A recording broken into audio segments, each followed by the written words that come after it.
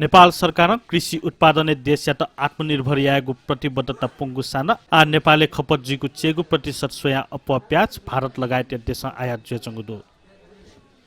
भारत या बजारे प्याज भात तचक था वंगुली उकिया प्रत्यक्ष लिचो नेपाली से बंगलादेश से लागू खनेदो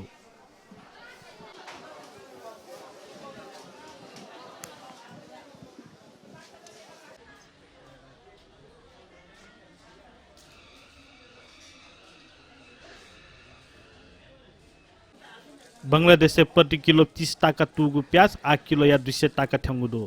प्याज या हाहाकार जुगली बंगलादेश या व्यापारी तेस हवाई जहाज पाखे हयामिया चंगुदुसा अनया प्रधानमन्त्री शेख हसिना तरकारी प्याज निर्मखुगु घोषणा तक यागुदो थुके नेपाया स्थानीय बजारे न छु लाइन हनिसे भारत या उत्पादन या त प्रतिबन्ध तया तगुदो असोचिया 12 गते निसे थुके भारत पाखे वैधानिक रूपमा प्याज या आयात ज्याजंगुमरो स्वदेशी उत्पादन बजाया माग थाने या मफुगुली प्याज या भात थावना प्रति केजी सची व चेटका निसे गुइटका तक थ्याङ्गुदो यो सकिँदैन अब यो त सरकारले पहल गर्नुपर्ने कुरो हो हामीले अब गर्न पनि नसकिने भयो भाउ त एकदम आकाशीय छ नि माथि पुगेछ अहिलेसम्मको सबभन्दा माथि पुगेको भाउ पाएँ मैले पनि अहिलेसम्म त्यति महँगो थिएन असोच या हापाङ्गु वातक प्याज या प्रति केजी सची व नीटका ठ्याङ्गु खसा निलाया दुने प्याज या भा निया निथ अझ थावना चंगुदो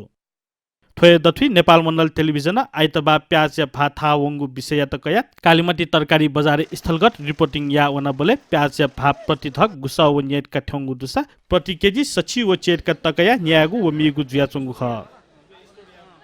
नेपालले प्याज स्थानीय बजारमा माग पुर्याए मफुगु व भारत पाखेन अनौपचारिक लपुज्या हे मागु व चीन पाखेन आयात या मागुली प्याज भा अस्थिर जुया चंगु व्यापारी तैको थापुदु तो खास इंडिया ठीक है ओके ठीक है जुले थन ठीक है जुगा अने 90 रुपैयाँ हाराइ थियो आइसी मलाई ओ हिसाबमा थन 150-55 टु होगा भाडा सरा और मलाई हेले ठीक है प्याज ओके ठीक है स्थानीय उदाहरण दया मर्ग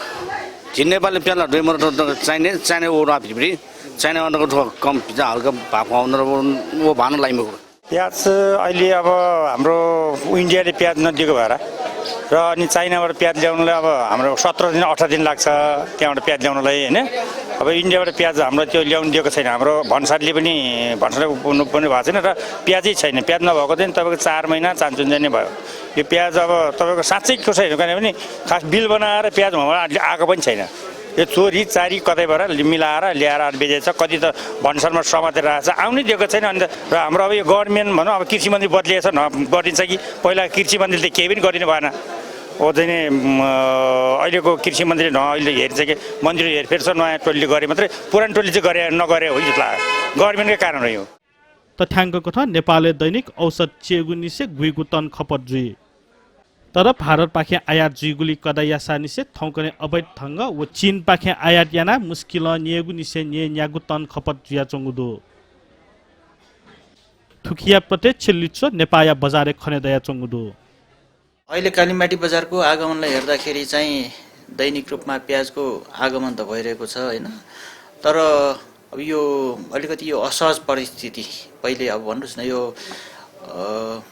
आश्विन महिनादेखि भारतले जुन प्रतिबन्ध लगाए प्याजको निर्यातमा त्यसपछि चाहिँ यो आगमनको परिमाण अलिकति घटेर अहिले दैनिक 50 देखि 55 टनको हाराहारीमा दैनिक भित्रिरहेको थियो होइन भने त्यति बेलाको सामान्य अवस्थामा चाहिँ 80-90 टन दैनिक भित्रिने गर्थ्यो यो भारतले प्रतिबन्ध लगाएको कारणले गर्दाखेरि चाहिँ अब उता भारतीय भन्सारबाट औपचारिक रूपबाट भित्रिन पाउँदैन र हाम्रो व्यवसायीहरूले चाहिँ अनौपचारिक बाटोहरू प्रयोग गरेर हाम्रो भन्सार हुँदै ल्याइरहेको अवस्था छ अहिले हाम्रो स्थानीय उत्पादन त एक किसिमले एकदमै नगण्य आएको छ हाम्रो बजारमा किन भन्दाखेरि हाम्रो जुन स्थानीय उत्पादन हो त्यो उत्पादन भनेको हाम्रो मौसमी उत्पादन हुन्छ र त्यो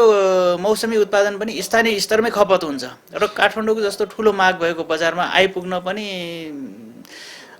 भ्याउँदैन त्यो अब अहिलेसम्म त्यो प्याज ल्याएर कोल्ड स्टोरमा राख्ने त्यो किसिमको चाहिँ छैन प्रचलन छैन हाम्रो यहाँ हैन राख्न सकिन्छ होला हाम्रो स्थानीय उत्पादन चाहिँ पर्याप्त मात्रामा भयो र खपत त्यति बेला हुन नसक्ने हो भने त्यति बेला कोल्ड स्टोरमा ल्याएर राख्नु त्यसको औचित्य हुन्छ भारत निर्यात प्रतिबन्ध तैवन नेपाया बजारिया माग घरेलु उत्पादन थाने या मफया चंगुदो भारतीय उत्पादन प्रतिबन्ध लायव थौकने अधिकांश प्याज चीन पाखे आयात ज्या चंगुदो तर सरकार आन्तरिक उत्पादन वृद्धि व व्यवस्थापन थासा च्युता क्योंगु खने मरु गुकिया मार आम उपभोक्ता तेस फया चुने मागुदु नेपाल मण्डल टेलिभिजन नीति क्यामेरा पर्सन शनिराज साकेली से टिभी जर्नलिस्ट राकेश खर्गी